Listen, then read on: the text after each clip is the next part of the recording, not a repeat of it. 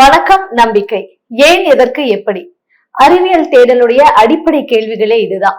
இந்த கேள்விகள் மூலமா அறிவியல் சம்பந்தமான பல அரிய தகவல்களை நம்ம தெரிஞ்சுட்டு வரோம். இந்த தகவல்களை நம்ம கூட பகிர்ந்துக்கிறதுக்காக மூத்த பத்திரிகையாளர் திரு திருஞானம் அவர்கள் வந்திருக்காங்க. சாரை சந்திக்கலாம். வணக்கம் சார். வணக்கம் சார். ஒரு சில பாறைகள் மட்டும் இரவு நேரத்துல பயங்கரமா ஒளிரும். அதுக்கான காரணம் என்ன சார்?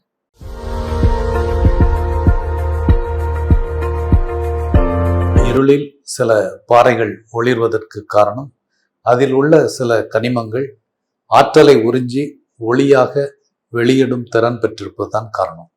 அந்த மாதிரி ஒளிவிடும் கனிமங்கள் அப்படின்னு எடுத்துட்டிங்கன்னா முக்கியமாக ஃப்ளூரைட் வந்து நீல நிறம் அல்லது பச்சை நிறத்தில் ஒளிரும். ஃப்ளூரசன் என்ற பெயர் வருவதற்கே காரணமான முக்கியமான கனிமம் இந்த ஃப்ளூரைட். அடுத்தது வில்லிமைட், துத்தநாக சிலிக்கேட் கனிமம். இது வந்து யூவி லைட் பட்டா பச்சை நிறத்தில் பளிச்சென்ற பச்சை நிறத்தில் ஒளிரும்.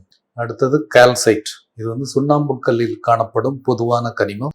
இது பொதுவா சிவப்பு, ஆரஞ்சு அல்லது மஞ்சள் நிறத்தில் ஒளிரும். இந்த கனிமங்களின் ஒளிர்தல் இரண்டு வகையாக பிரிக்கப்படுகிறது.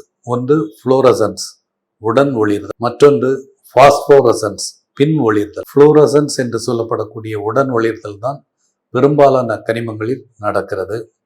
யூவி லைட் போன்ற பவர்ஃபுல் லைட்ஸ் இந்த கனிமங்கள் மீது செலுத்தப்படும் போது கனிமத்தில் உள்ள குறிப்பிட்ட அணுக்கள் அந்த ஆற்றலை உறிஞ்சுகின்றன.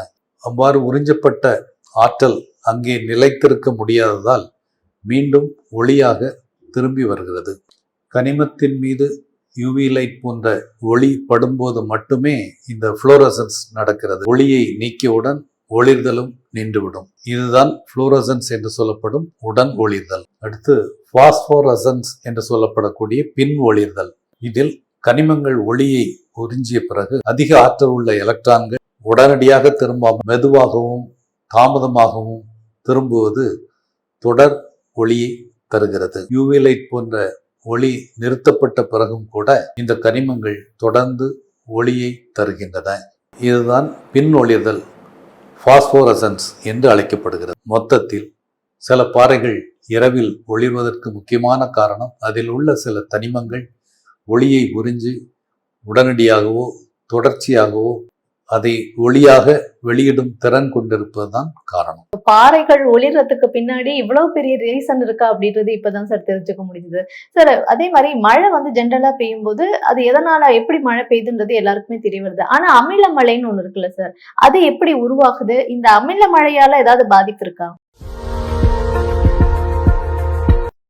அமில மழை என்பது வேற எதுவும் அல்ல, வழக்கமான pH அளவை கொண்ட மழையை விட மிக குறைவான pH அளவை கொண்ட மழையை தருவதுதான் அமில மழை.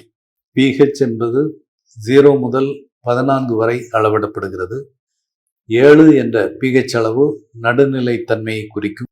7க்கு குறைவானது அமிலத்தன்மையையும் 7க்கு அதிகமானது காரத்தன்மையையும் குறிக்கும். வழக்கமான மழையின் pH அளவு 5.6. 5.6க்கும் குறைவான pH அளவை கொண்ட மழையைத்தான் நாம் அமிலமழை என்று குறிப்பிடுகிறோம். இந்த அமிலமழை உருவாக மிக முக்கியமான காரணம் மனிதர்கள் தான். மனித நடவடிக்கைகளால் வெளியிடப்படும் இரண்டு முக்கிய வாயுக்கள் தான் அமிலமழைக்கு காரணம். ஒன்று சல்பர் டை ஆக்சைடு, மற்றொன்று நைட்ரஜன் ஆக்சைடு. இந்த வாயுக்கள் நீருடன் வினைபுரியும் போது அமிலங்கள் உருவாகின்றன.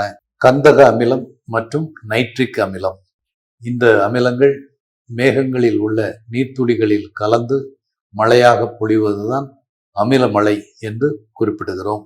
நீர்நிலைகளில் இந்த அமிலமழை பெய்யும் போது அங்கிருக்கும் மீன்கள் உள்ளிட்ட உயிரினங்கள் மடிகின்றன. மரங்கள், தாவரங்களின் இலைகள் உதிர்கின்றன. காடுகள் பாதிக்கப்படுகின்றன. கட்டுமானங்கள், கல், உலோகங்கள் போன்றவை பாதிக்கப்படுகின்றன. இந்த அமிலம் கலந்த வாயுக்களை சுவாசிக்கும் போது மனிதர்களுக்கு சுவாச கோளாறுகள், ஆஸ்துமா போன்றவை ஏற்படலாம். எனவே தொகுத்து பார்க்கிறதா இருந்தால் முக்கியமா அமில மழை பெய்வது என்பது மனித நடவடிக்கைகளால் வெளியிடப்படும் இரண்டு முக்கிய வாயுக்கள் சல்பர் டை ஆக்சைடு, நைட்ரஜன் ஆக்சைடுகள் போன்றவை அமிலத்தன்மை வாய்ந்த மழையை உருவாக்குவதுதான் காரணம். எனவே மனித நடவடிக்கைகளில் இந்த வாயுக்கள் வெளியேற்றம் குறைக்கப்படுமாறு பார்த்து கொள்ள வேண்டும். Fine sir. அமில மழை பின்னாடி இவ்ளோ பெரிய பாதிப்பு இருக்கா அப்படின்றது இப்பதான் தெரிஞ்சுக்க முடியுது. சார் இன்னொரு விஷயம், நம்ம வீட்ல பயன்படுத்துற டிவி ரிமோட்ல இருந்து, பொம்மைகள்ல இருந்து இப்ப கார் வரைக்குமே பேட்டரிகள வந்து பயன்படுத்த ஆரம்பிச்சுட்டாங்க. ஆனா இந்த பேட்டரின்றது வந்து எப்படி இயங்குது சார்? அத பத்தி சொல்லுங்களேன்.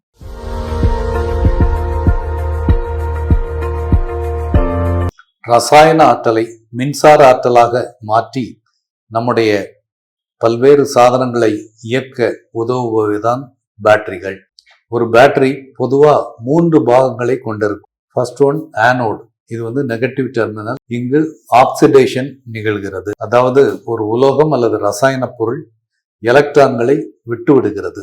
இதுதான் ஆனோட். அடுத்தது கேத்தோடு. இது நேர்மறை முனை, பாசிட்டிவ் டெர்மினல். இங்கு ரிடக்ஷன் நடக்கிறது, எலக்ட்ரான்கள் உறிஞ்சப்படுகின்றன. மூன்றாவது பகுதி எலக்ட்ரோலைட். ஆனோட் காத்தோட் இடையில் உள்ள திரவம் அல்லது ஜெல்லை குறிப்பதுதான் இந்த எலக்ட்ரோலைட். இது அயன்களை அனுமதிக்கிறது, ஆனால் எலக்ட்ரான்களை தடுக்கிறது. ஒரு பேட்டரி இயங்க தொடங்கும் போது ஆனோடில் உள்ள பொருள் ஆக்சிடேஷன் மூலம் எலக்ட்ரான்களை வெளியிடுகிறது.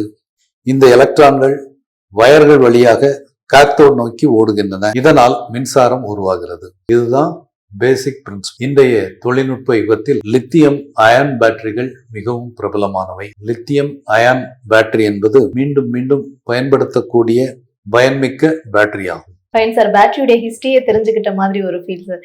இன்றைக்கும் நிறைய அரிய தகவல்களை எங்க கூட பகிர்ந்துக்கிட்டீங்க. ரொம்ப நன்றி. நன்றி.